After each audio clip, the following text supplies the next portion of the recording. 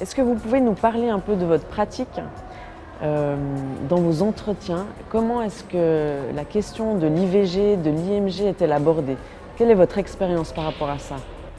Alors, il m'arrive de recevoir des personnes qui sont dans cette douleur, effectivement. Je pense par exemple à une jeune maman d'une trentaine d'années que j'ai reçue quelques mois suite à une interruption médicale de grossesse. Elle était déjà avec son mari, ils étaient parents d'une fille de 6 ans. Ils ont attendu plusieurs années avant d'avoir leur deuxième enfant. Et lorsqu'elle était enceinte de ce deuxième enfant à 4 mois de grossesse, on leur a annoncé qu'il allait naître avec un handicap lourd à la naissance. Donc du coup, ils ont fait le choix d'avorter. C'était une décision très culpabilisante pour elle, d'autant plus que la manière dont ça s'est passé, ça a été assez douloureux, puisqu'elle s'est retrouvée seule dans la salle d'opération. Elle aurait souhaité que son compagnon soit présent, mais la sage-femme lui a répondu que c'était un acte chirurgical. Voilà. Et donc, il s'en est suivi un épisode dépressif, un suivi psychologique. Heureusement, elle a pu, à partir de 4 mois de grossesse, parce que sinon avant, elle m'indiquait que le corps appartenait à la médecine, elle a pu faire enterrer l'enfant. Le nom a pu être porté sur le livret de famille.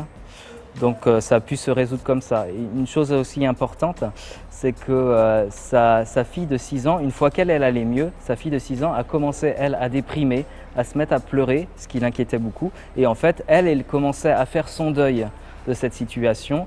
Elle pouvait s'autoriser à faire ce deuil à partir du moment où sa maman commençait à aller mieux. Sinon, elle était en train finalement de porter la souffrance de cette maman. Oui, c'est intéressant ce que vous dites. Donc selon vous, les femmes sont affectées par ce genre de phénomène?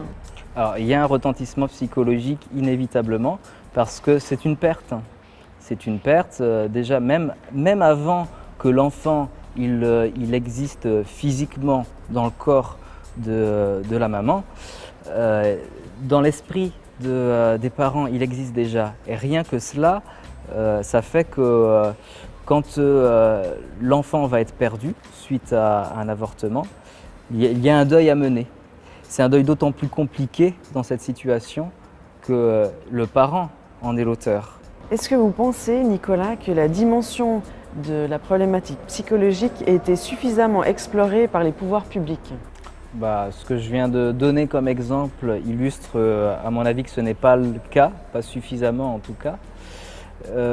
Et que finalement, c'est une situation où il y a tellement de souffrance et de culpabilité qu'on préfère finalement le refouler, le banaliser, en répondant justement que c'est un acte chirurgical. Parce que cette souffrance, elle n'est pas que du côté des parents, elle est aussi du côté des soignants qui accomplissent l'acte. Et puis souvent, les parents se retrouvent face à des médecins qui, afin de ne pas se retrouver dans une situation d'être attaqués en justice par des parents qui auraient un enfant handicapé, préfèrent conseiller l'avortement dans le cas d'un diagnostic de futur handicap. Voilà, et donc et de ce fait-là, je pense qu'ils évoquent rarement le risque psychologique que va déclencher l'avortement.